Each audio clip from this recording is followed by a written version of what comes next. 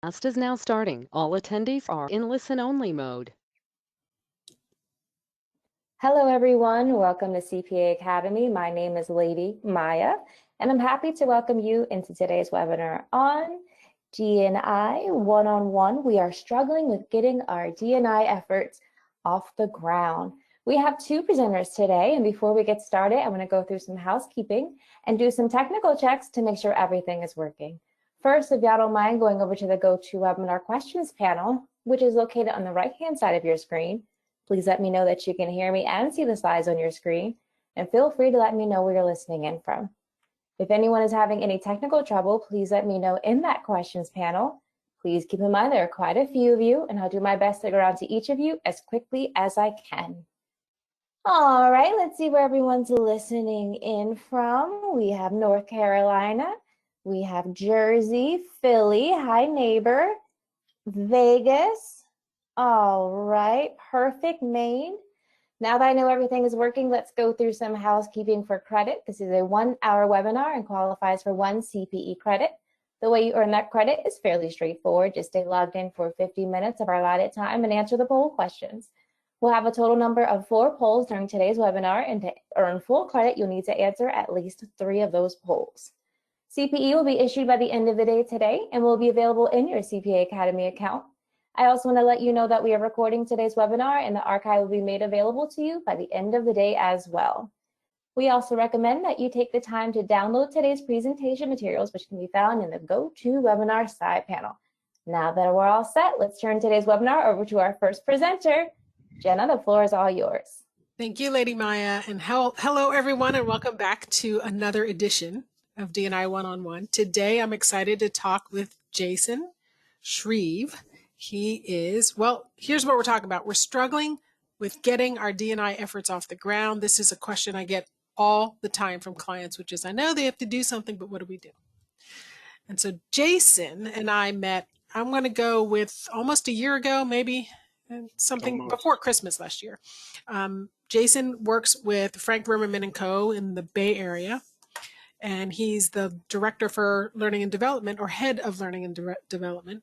We've been working together on D&I training, and when we got to talking about this, the conversation naturally went to, but where do we start? Because your firm is, I think, very far in the journey. So when I started talking to you about this, you were instantly like, yeah, this is a great topic.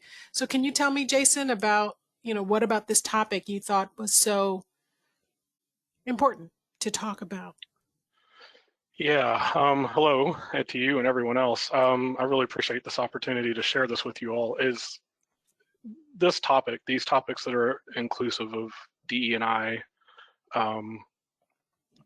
they're so important. And what we have found in our journey so far is it's as much as the accounting industry is somewhat of a perfectionist industry, and this is not something you're going to get perfect. And so we've struggled with the struggle and just where to start. We're not the experts. We didn't even know what we didn't know. And this just, to me, these topics just, it's about human experience. It's about our lives as just human beings, regardless of what company or industry we're in. And so I feel compelled to share whatever we can. Not worried about competitive advantage or keeping secrets of how we're doing things right or wrong. This is about just humans helping other humans out. And so anything that we can share about what we've done, what we've learned, what we've done well, what hasn't worked, that you might be able to use for your advantage, for wherever part of the journey you're in, is just extremely important to me. I think we all win at the end of the day if we're doing this well. I couldn't agree with you more, which is an invitation to everyone to put your questions into the queue as we go along. We'll just take them as we go. Of course, we'll save time at the end for Q&A, but we would much prefer for this to be a dialogue. So I have on the screen, just to be clear, this is not an agenda, but Jason, when you and I were talking, these are the things that came to mind about all of the different areas where either people get hung up or things that they need to talk about. So this is up here. You guys have it in the slides as a reference point, but really we're just going to go into conversation. And if I can ask, you said we're a perfectionist industry. I guess that means you're not a CPA. No. Because I don't think the CPAs would talk of themselves that way. But with your firm, so you have about 600 people in the firm, so it's a good sized firm. How long have you been doing this? How long, real quick, like how long ago did you start the journey? So not direct, I'm going to say indirectly, we started in December of 2019. And I say that because every year at that time we have a leadership retreat for managers and above. And two of our three topics were meant to be around inclusive leadership and implicit bias. Now, those certainly sound like DEI topics, but it was more around developing communication, leadership, emotional intelligence. It wasn't really attached to the DEI topic at that time. We don't have a DEI officer or anything like that. So we started that. We about half of our population went through it, and then Do you mean right after managers that, and as you all leaders? well know, Sorry, sorry. managers and leaders. Yeah, no, sorry. Managers and leaders only. The intent was to lay the foundation, give people some common language, some common understanding, and then branch that out to the rest of the firm, but also use that again as the foundation to take those topics and move them deeper, not only deeper into the topics of implicit bias and inclusive leadership themselves, but to help demonstrate how those can impact pretty much any other leadership or communication topic Right. you intend to touch. Mhm. Fully, it makes sense, right? It could easily be embedded. It's injected into those topics. The pandemic hit, and I mean, being completely candid, we were blindsided by the pandemic, like everyone else. So, to put it bluntly, it fell off of our radar. Well, hold Other on a things second. rose to the top in terms. Sorry. So sorry to interrupt. Yeah, But we're going to do this back and forth a lot. Just sort of jump in. yeah, that's all right. So you said 2019. What is fascinating is that you started it just in terms of awareness. Although I'm thinking in the back of your minds, you also knew it was related to D&I, but I'll sidebar that. So 2020 comes along and it dropped off of your radar. Did it just come screaming back as a result of George Floyd, or, or I mean, when did it pop back up? And at this point, did you all know? Did you have a plan when it popped back in, or was this when you started the plan? So yeah, the pandemic hit, and to be honest, so it was myself. It was myself and my team, a couple of people from HR, and our legal representative that were helping put that initial leader retreat together. And just by the nature of our work, we kind of ended up forming the project team that eventually merged into our DEI task force. So January, February, March, April, we were all talking back and forth, like, we need to keep this going, we need to get it back. But just inevitably, things about the pandemic would swoop in and just kind of knock us back a couple feet. And again, not that any of us felt it wasn't important, but just making sure people were able to work, effectively from home. There were just other things that, I hate to say it, but just felt like at the time they took priority. But looking back on it, Uh, nothing takes priority over how people are. COVID. Yeah. I mean, the entire business world was trying to. I mean, to be fair, when all hell broke loose after COVID, we as businesses needed to know how are we going to keep working because the entire economy couldn't shut down. And that didn't mean that it wasn't important. Right. You know? It just means that you've got to put the fire out before you can get back to work. And so you guys got back to work Yeah. and you started a committee. Well, and to your point, it was the murders of George Floyd, Breonna Taylor, the protests, the march, everything that was going on. I mean, the world felt like it was on fire, along with COVID and everything else. And so over the summer, we came what we felt like was a decision point. We can either put this on hold and wait until the dust settles, with COVID and the business and everything, or we dive in and we do the best that we think we can do and not ignore this, address it somehow. We didn't have a committee. We grabbed a couple more voices from HR.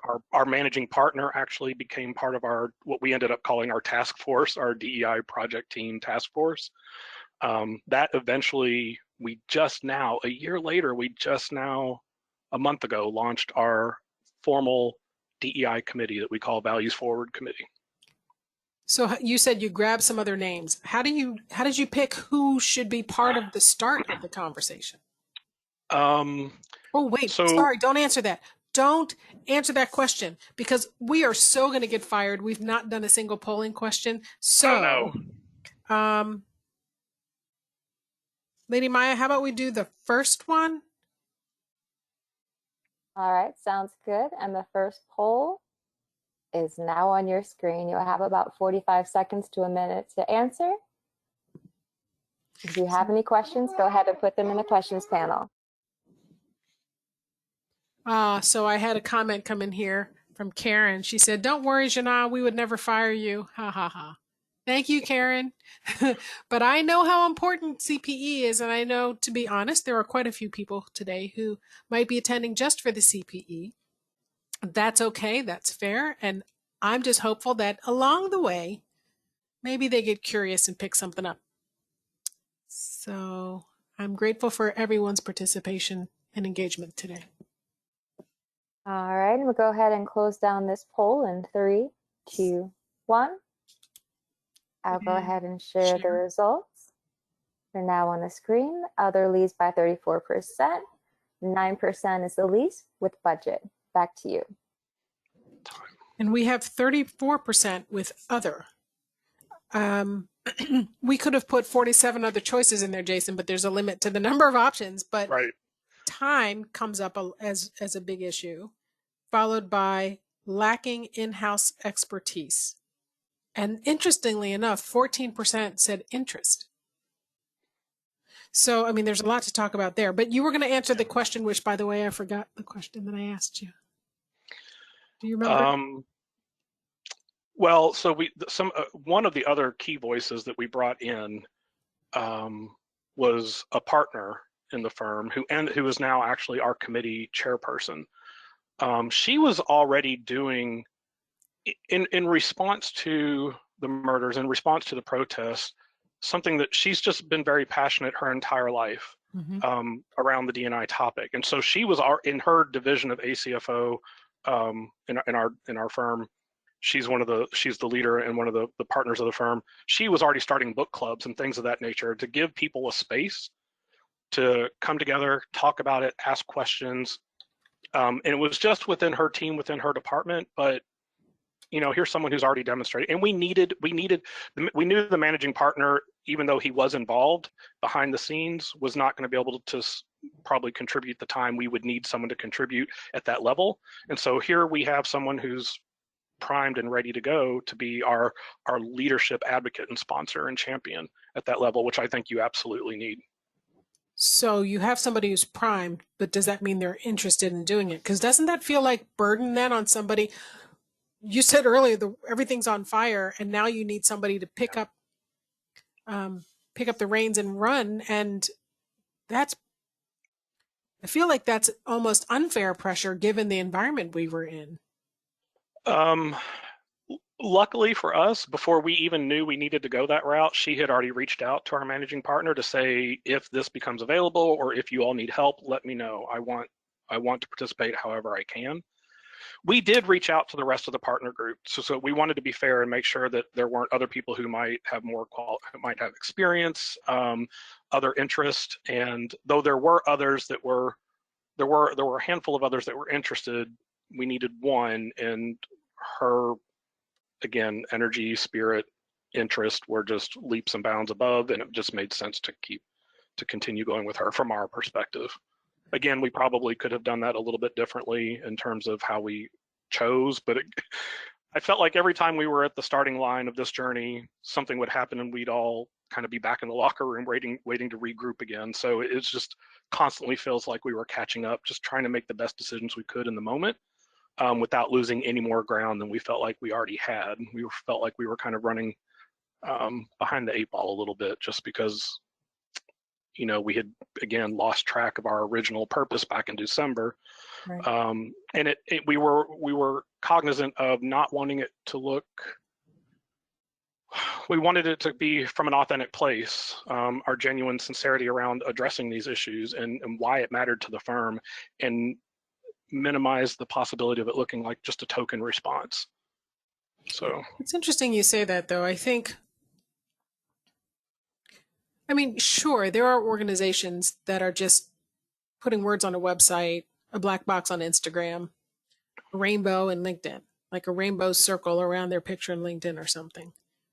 But in my experience, well, and maybe it's just because of the clients I work with, but that's not the majority anymore. And I think the majority used to be phoning it in. But today there are organizations that are just lost, which is why we're talking about this. I mean, let me go back to the list that we put up here. well, can I just say to that real Absolutely. quick? That's an ongoing discussion that we have amongst our committee still, is how do we promote this, if we should promote it. Our firm, for those who know our firm, we've been around for 71 years. We don't do advertising. We don't do commercials. We don't do we don't do any of that. It's word of mouth. It's through the historic experience of our clients. That's how we've grown and stayed strong over the years. We don't put stuff out on social media.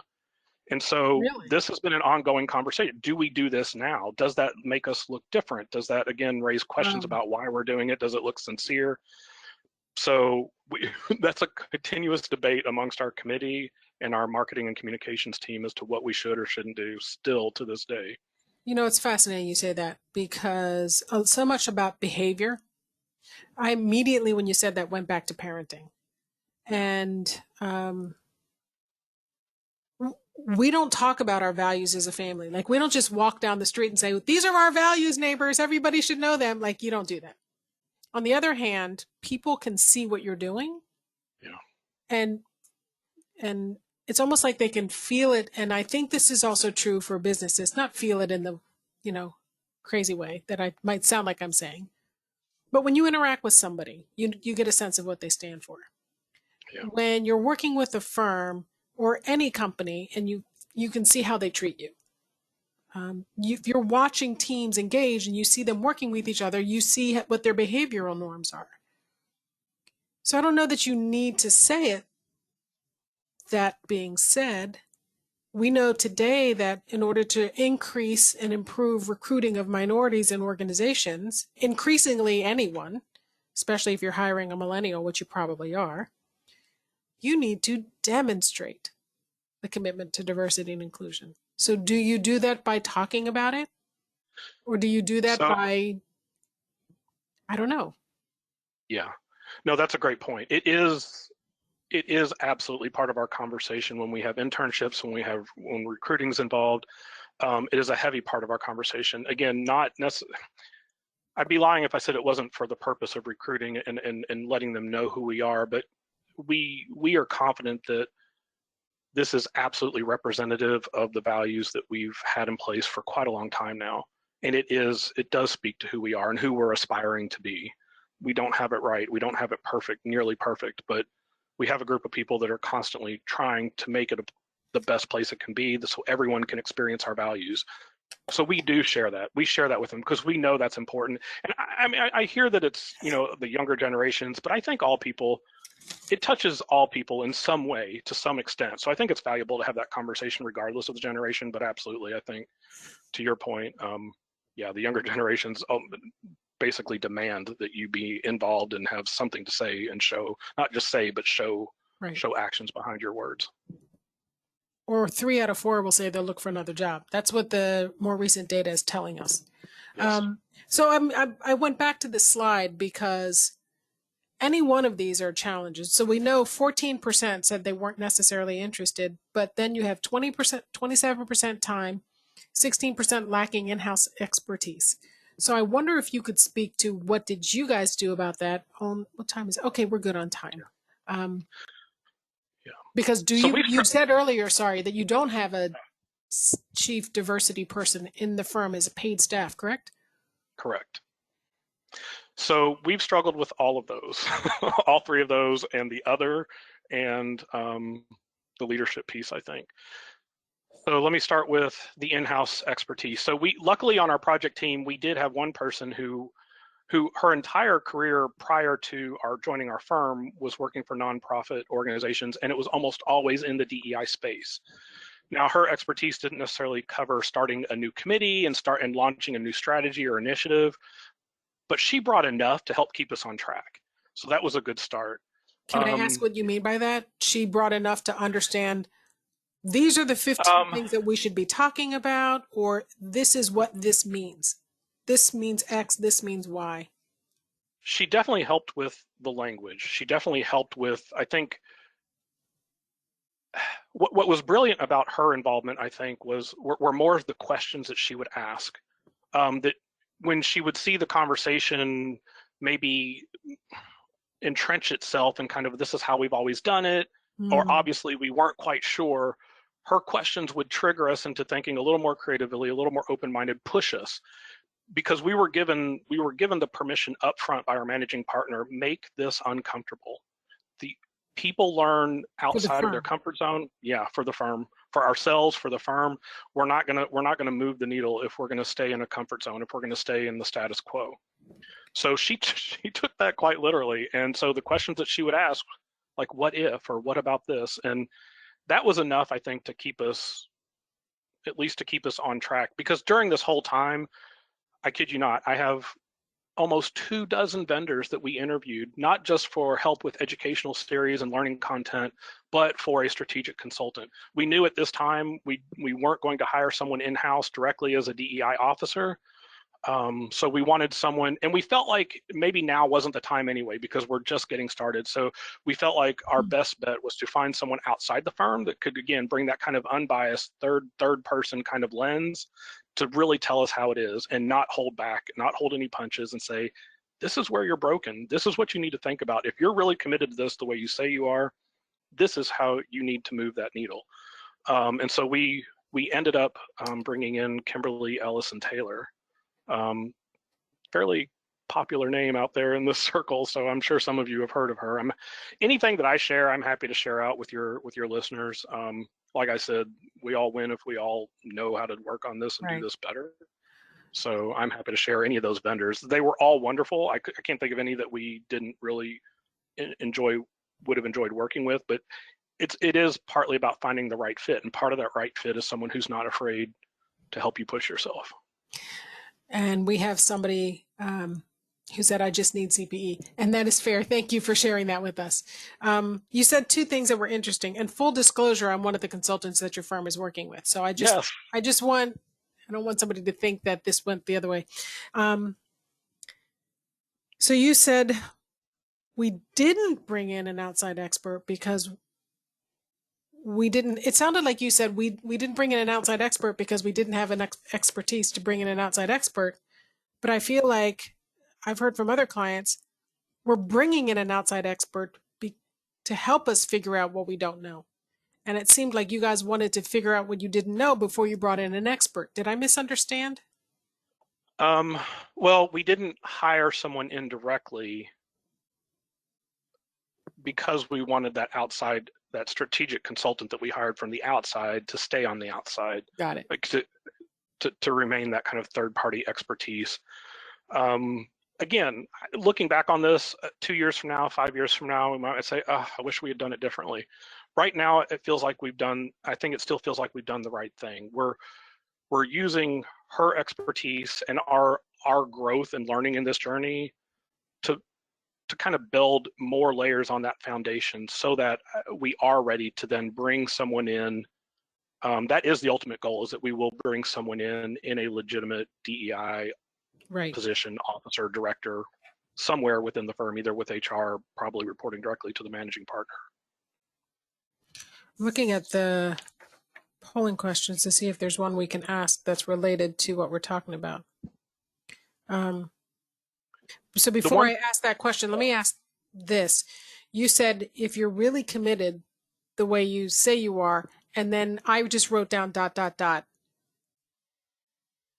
That means you have to know how committed you are. That means, so let me go back to this list of topics. Leadership support and engagement, identifying priorities. Before you can even move to things like assessing the current state and training and all of that, you have to put a stake in the ground. Yes? Or can you do it if you're just interested? Can you just be interested enough to get started? If that's your best option for getting started, I guess there's a school of thought that said that's better than nothing. I worry in this space because of what we're talking about. There's so much attached to this, so much history, personal attachment, emotion. It cuts to our identity. That's what makes this work so hard.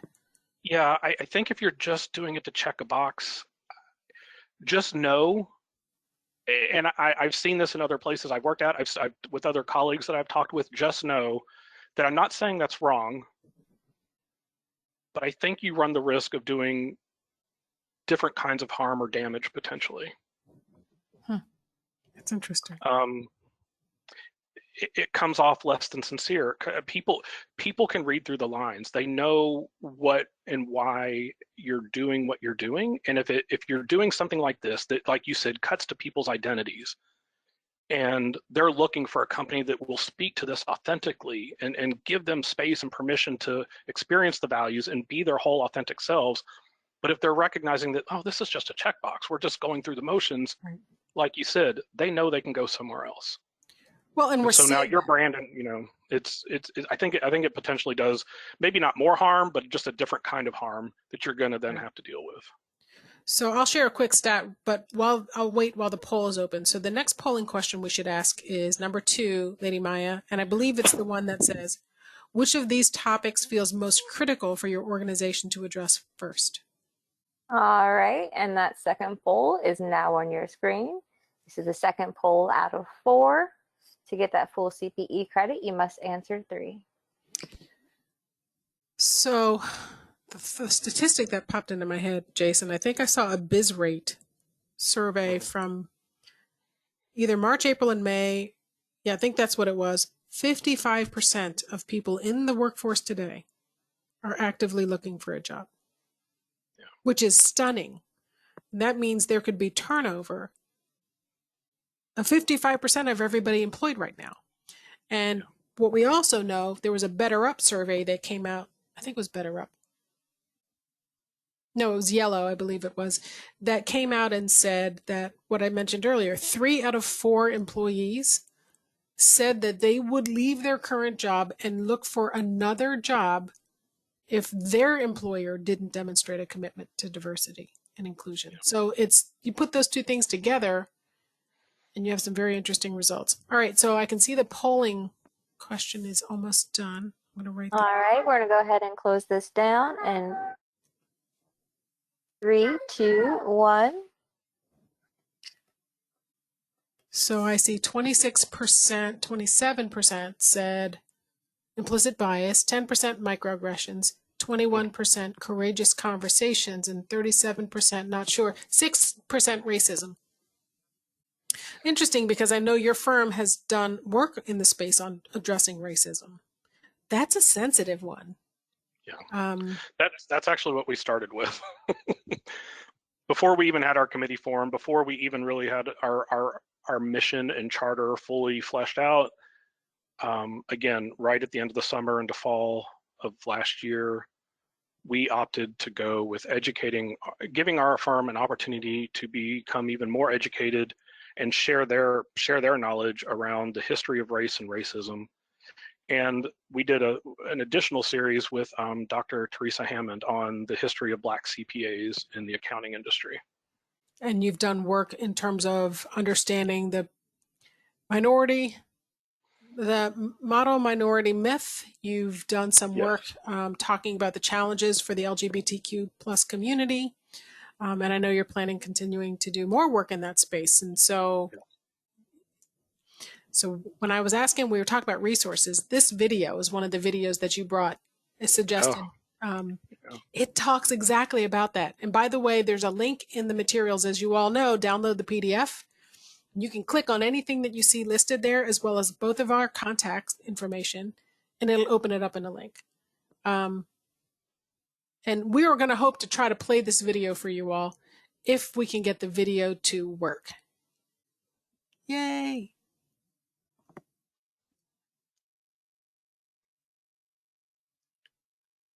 Let's see.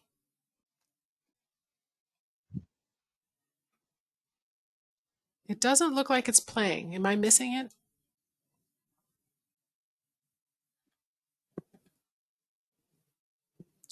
So Lady Maya, I don't know if you can hear me, but it doesn't seem to be playing.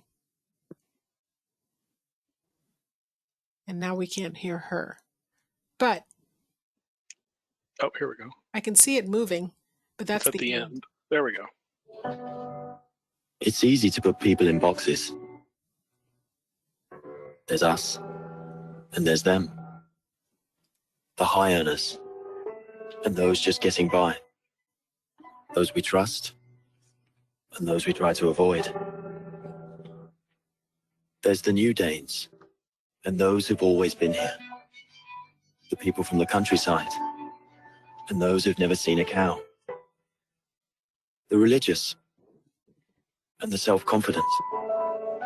There are those we share something with, and those we don't share anything with.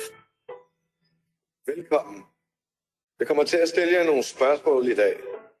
Nogle af dem kan godt være lidt personlige, men jeg håber, I vil svare ærligt på dem. Hvem herinde i rummet var klassens klovn?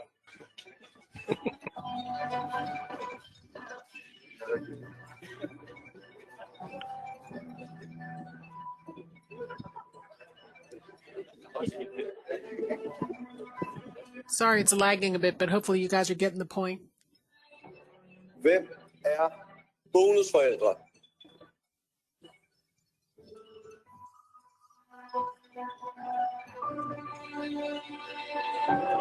And then suddenly, there's us. We who believe in life after death. We who've seen UFOs. And all of us who love to dance. We who've been bullied.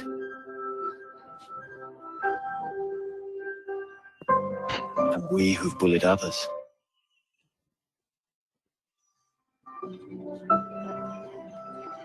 And then there's us, the lucky ones who've had sex this past week. We who are broken-hearted. We who are madly in love. We who feel lonely.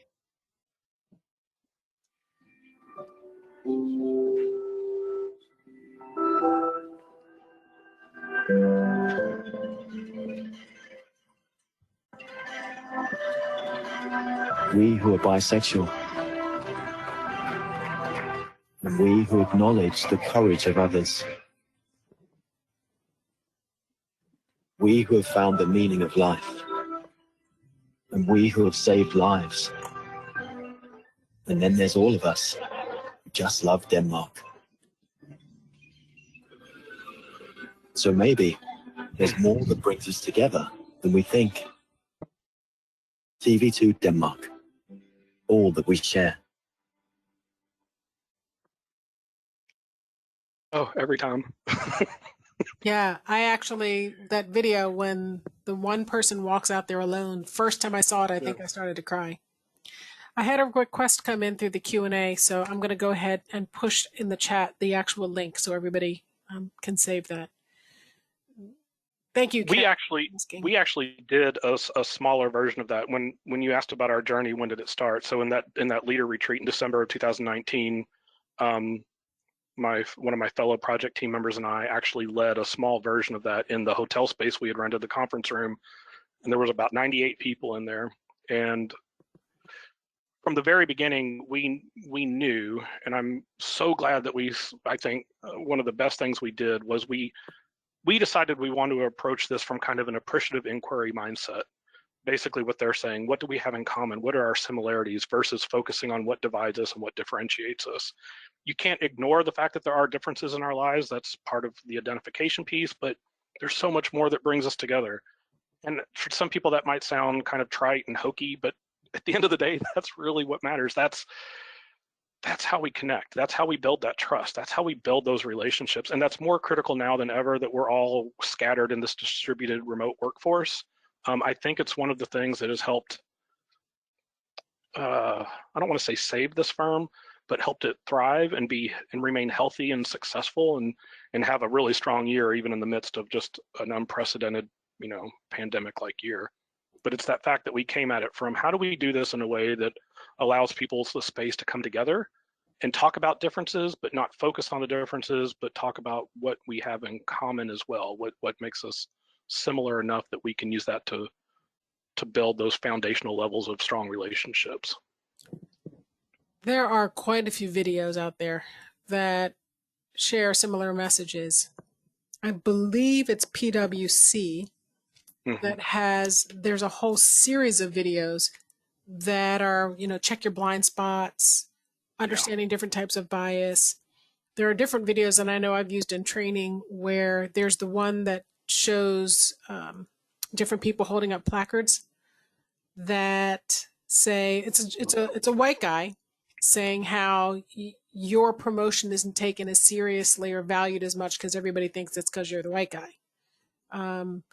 And I love that video because it speaks to all of these differences and how many of us feel those same worries and anxieties and fears, but we don't necessarily know that other people are feeling them. So, but we've gotten way off track. The reason that I think that you wanted to share it and I brought it up is because you were talking about racism as a sensitive area. And the idea of starting with education and awareness, which is, I think, where you ultimately started, it's just a good starting place. And if you don't know what to do, maybe that's because even those that are trying to form committees or put together an advisory group, they need education too. Yeah. And so, but you also have the commitment of your managing partner to help you because not everybody has that. So although this wasn't your experience, what could you say to those listening that don't necessarily have the overt support of their leadership? Okay, it's tacit, maybe. Yeah, this is important, but they want to move it forward. Is there something you can think of that could help them to get started? That's a tough one. Yeah, no, I appreciate that question. And I hate for the answer to sound like I'm suggesting you be sneaky about it, but be sneaky about it. That's the wrong. But well, one of the reasons that we reached out and luckily found you was we realized that if we're bringing this education and awareness and insight and all this to the forefront, these are topics, these are situations, history, experiences that we don't really know how to talk about as humans in general. So how do we create this, not just the space and the permission, but allow for the development of tools and skills and attitudes and behaviors to allow people to even engage and want to engage in these conversations. So bringing you in with your courageous conversations, I would say that came in after the fact. That was a learning point after, I wish we had started with that, to be honest. After we had already done a few learning series, you came in 4 or 5 months later into our initiative. But we knew at that time that we didn't want to go any further without helping people again develop those skills even further. And what I say going back to how it's sneaky is, at the end of the day, this is about communication. It's about relationships. Right. You're not really teaching anything new. It's just possibly in a new space, in a new context, dealing with some new scenarios that haven't necessarily come up in traditional communication 101 or interpersonal relationship 101.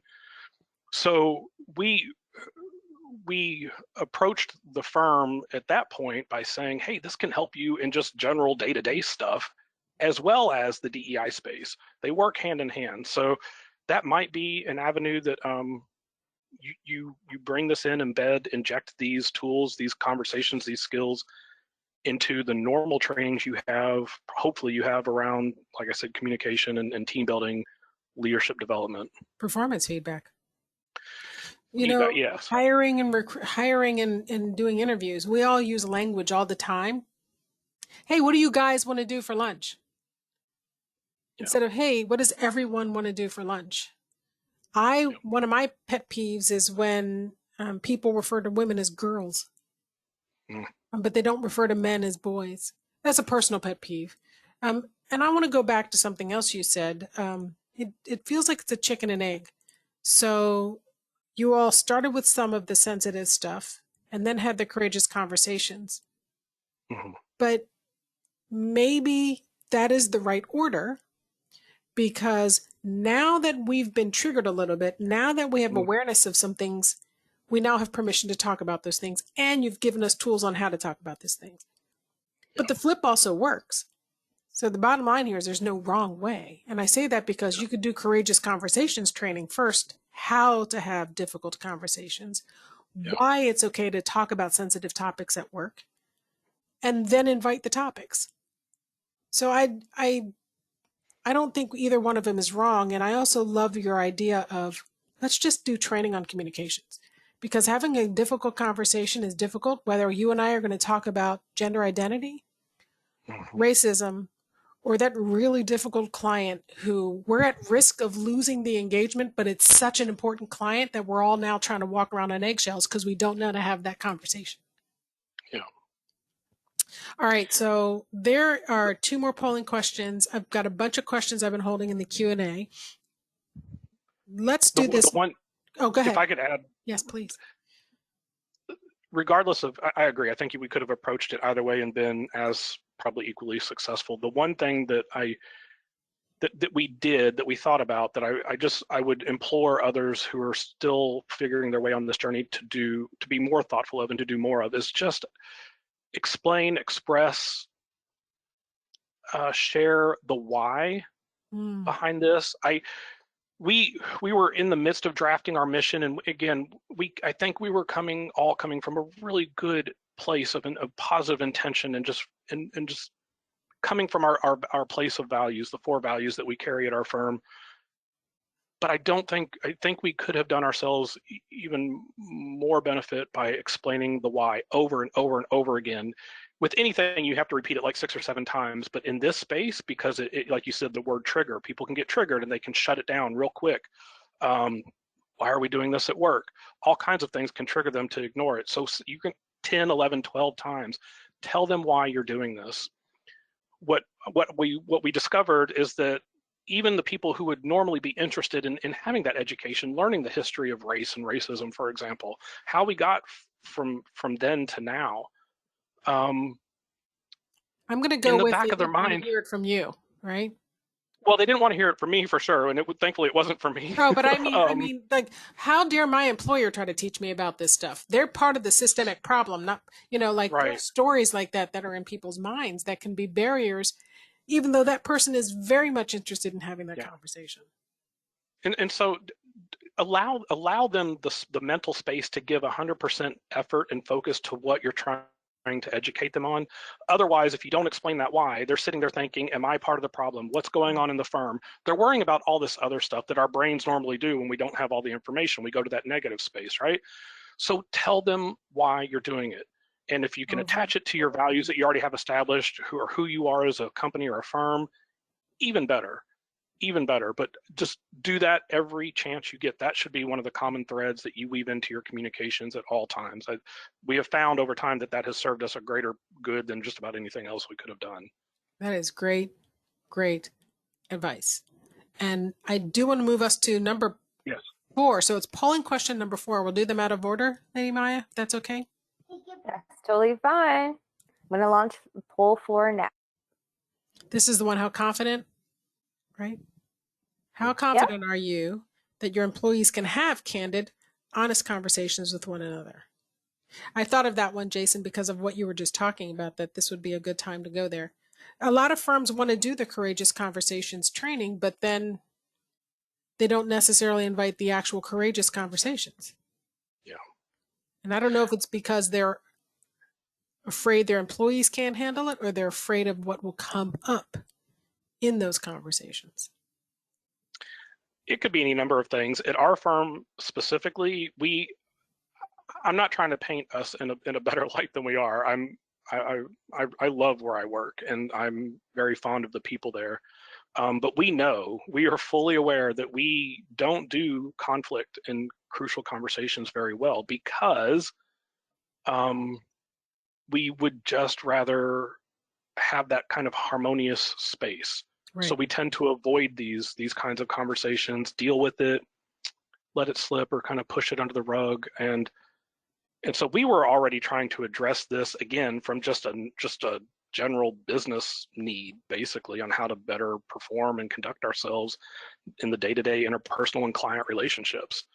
Because we knew we were just kind of we were in favor of artificial harmony versus genuine, that candid conversation. So I know where you're coming from and where we're starting from. That's a much better place. And there's a way to do it in a healthy, respectful, constructive way. We just weren't super versed in how to do that. So the poll stayed open for some extra long time here. So everybody's had a chance. I think we're closing it now. From what I can see, the responses are 19% are extremely confident, all the way down to 14% that aren't confident at all. And you've got something in the middle. So it's interesting to see the split is not quite even, but it's close. So what you just said was really helpful. I'm looking at the time. It's 3:46. I want to throw some of these questions at you, and then it might stir some more dialogue while we still have time before we go to the fourth question. Perfect. So the first one said, Jina's question for Jason was, how did you decide who to invite to the task force? So, and how many people did you have on yours, by the way? So our task force, we had a total of 9. And how did you pick the 9. who? Well, again, the first 5 or 6, the first 6 of the 9 were the people that were already part of kind of the project team that helped craft that leader retreat way back in December. So it just made sense to us that these people were already working on it. We were versed enough in the content and what we were trying to achieve at the time that they've already made space mentally and both on their calendar for it. So let's keep running with that group. And then we brought in the managing partner. We brought in the other partner that ended up being the chairperson, and we brought in our employee relations director, he's his own department that works with HR. He's a team of 1. All right. So 2 things that were very interesting there. And I'm going to ask this question, and I didn't vet this with you first. So if it's inappropriate to ask, then poke me in the eye. I trust you. So you said brought in our managing partner, but you can't bring your managing partner anywhere.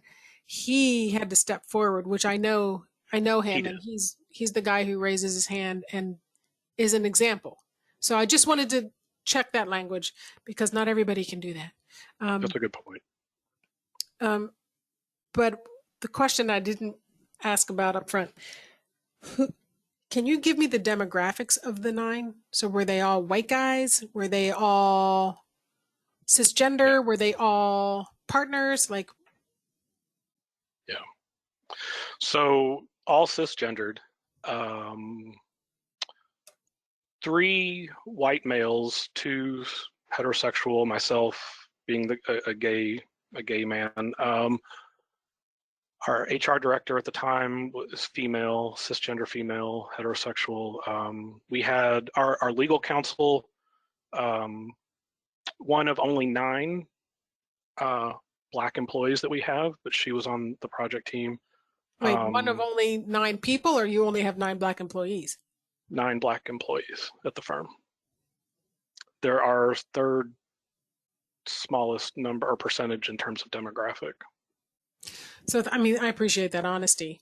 The fact that you'd share that is another example of why your firm is doing stuff and is open and transparent and trying, because I know a lot of firms that they don't tell you the numbers. They just say that they're struggling, and then they won't tell you the numbers. All right. So the next question this is a long one. I'm just going to read it. I'm struggling with how we are getting back to work with a sense of some normalcy. Our company recently had one of our team members, a friend, to die of COVID. We just went through the flooding in Tennessee, had several clients to pass from COVID. So how do you get back to normal? How do you find the right person to take the place of open spots that have occurred, to take the place of the one that died? I lost everything in the flood. It seems overwhelming at times, and that even a new normal is not possible. So that question isn't directly related to the content, but I think it's speaking to the challenges. This stuff is very personal. Everything is affecting everything. I'm working from home.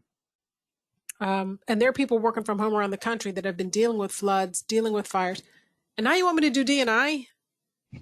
right? So how do you pull all of this together? And you guys are in California. You've had the fires. I don't know if they've been affecting your staff. Yeah. Um, yeah, we've had a few that had to evacuate. Some that have, I think, two that have lost homes or damaged property from fires. So, gosh, that's a brilliant question. You want to think on it while I ask you an easier one? Yeah, let me think on that a little bit. Thank you. Sure. So what did your firm notice relative to staffing and interactions that moved you to DEI? So was there something, and I'm looking at the time, so you probably may do this Yeah. rapid fire. Was there something that you noticed that said we need to move this forward faster? Other than you already spoke Yeah. about, the social justice movement. Well, like I said before, the retreat that happened in December of 2019, I had only been there for two and a half months. I had just joined the firm. And so I was stepping into trying to play catch up. And I asked that very question: how did we land on this? How do we know this is the right thing to do? That this is important to our employees? Who decided this was? And this is another thing I would recommend is become very versed and comfortable with the data. I know we're talking about human people, lives, experiences, but the data does help paint a more complete picture. It's context. So it provides context, and it helps you again show also how are you making an impact, how are you making progress, and you can benchmark it against yourself or others. But so I'm not confident that we even knew exactly why, other than through just general observation, through feedback. Right. And what our managing partner had been very focused for several years leading up to this to create a better work environment and a firm culture for women. So we are right at 50-50 split male female. And that was something that was just because, again, within the accounting industry, that's not necessarily the norm. And that was something that became a passion of his to tackle and address. And I think in that time, our managing partner, he's very much a people person, very much a visionary. He was already kind of self-teaching and learning through like the Harvard, the implicit bias tests. Mm-hmm. And I think it just opened his eyes up to there's so much more beyond the gender bias, the gender opportunity or issue. So it naturally sort of went into this direction. Yeah. Again, this all probably would have been easier if we had someone in place in-house that, addressed this as part of their day-to-day role, but that's the whole point of this. Which says the title, we're struggling with getting our D&I efforts off the ground. The whole point of this is that there's no right answer, and it was hard. It was hard for your firm, and you guys are doing a lot. So, yeah. By the way, and of those, you were talking about the Harvard. It's called the Implicit Association Test, or the IAT, in case anyone's interested. I don't have the link handy, or I would have shared it. We are practically out of time. Before we do I want to just look in here real quick. Somebody talked about the efforts of the NFL. They've been almost obvious issues, and so they're trying to address it. Someone else said, I think it starts with hiring the right employees and asking questions during the interview, and that's certainly part of it. The challenge with hiring is that too often we keep going back to the same well, but expecting a different result. So I would encourage, we did a recruiting conversation. The archives are available. I think I did that one with Terry back in May or June, if anyone's interested. Somebody else, another one, I think when you look at board members of major companies who seem to be all white men, it would be nice to see it morph over time to look more like their potential customer base. It's frustrating how slowly this changes. And we're having the same discussion in the accounting space. You talked about 50-50 gender, but the white, non-white is a work in progress, shall we say. I do know that we had some, being in the Silicon Valley, in the Bay Area, with the types of clients that we serve, we were getting some questions about, what are you doing in this space? What does your data look like? But not a lot, honestly. So I look at that as a positive, in that I think we were doing this out of self-reflection and introspection of our own, not being forced or compelled to do it by clients or outside sources. But we are seeing a huge uptick in people looking at requesting that kind of data Right. and understanding. And asking for it. So before we wrap up, we're going to do this last poll here, but real quick, I asked you if you had some other resources. One you put up here was the disc profile. So if you just click on this icon on the PDF, you'll open it right up, which is really just getting to know the composition of your workforce. The AICPA has a D&I toolkit, and that's available. And then you also recommended a couple of different books and this article.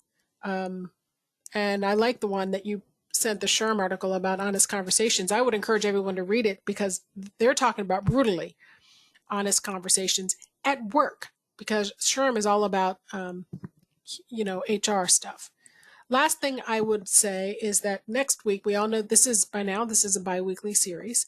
And so in 2 weeks, Angelo Torres is joining me. We're talking about systems. We talk about breaking down systemic barriers, but we don't talk about when we say systemic, like what are the systems that we're talking about? So he's going to be here to join us for that. I want to keep talking to you, Jason, but we are pretty much out of time. Thank you for being here. I think before we officially say goodbye, we have to ask the last polling question. All right, and that last polling question is now on your screen. This is the fourth and final poll. Make sure you've answered 3 out of the 4 to get that full CPE credit. So it's going to be open for like 75 more seconds. No, 45 seconds. I can't do math. The thing I wanted to say about the data, Jason, is the other area that data is helpful is you can see you've had great intentions, but what is the actuality in your firm? Because you can have good intentions, but at some point it does matter the impact. And so, you know how things happen and people say, that's just not who we are, but in fact, it's who you are because it happened. This falls into the same category. So data is a really good way to really understand where things are, which might not be where you thought they were. I'm going to go ahead and close down this poll in 5, 4, 3, 2, 1. I'll go ahead and quickly share the results. 29% exit interviews, HR employee engagement surveys. And 25% said we're not collecting that kind of data at all. So you probably have some of the data. And I would encourage folks that are interested to pursue it. Yeah. Well, thank you. There were questions we didn't get to, and we could have kept talking about this forever. If you have follow-up questions, everyone, you're welcome to reach out to Jason or myself. Our contact information is in the deck. Thank you, Jason. Thank you so much. It's been a pleasure. Love working with you. Thank you. You too. All right, Lady Maya, back to you. Nice meeting you, Lady. Thanks so much. Thanks, everyone. Nice talking to everyone. We're going to go ahead and get ready to wrap up with today's webinar. We here at CPA Academy will process credit later today. That'll be available in your CPA Academy accounts within 24 hours. Everyone will have an opportunity for a full webinar evaluation. Those links to the evaluation are available in your CPA Academy accounts as well as your email. Thanks again to our wonderful presenters for such a great presentation. We are always appreciative of your time and insights. And warm thanks to all of you in the audience for your participation today. We urge you to take a look at your CPA Academy My Account page and see all of the resources that we have made available to you there, and to take a look at the other fantastic webinars we're able to offer. We hope to see you all on future webinars and hope you have a great rest of the day. Thanks, everyone. Bye. Thank you.